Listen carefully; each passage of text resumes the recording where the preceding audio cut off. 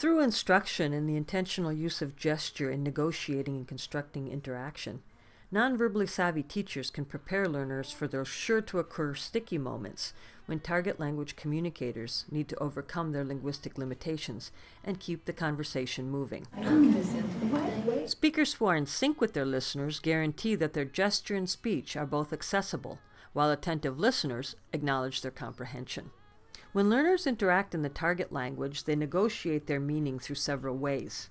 These negotiation tactics are often done non-verbally, but sometimes vocally.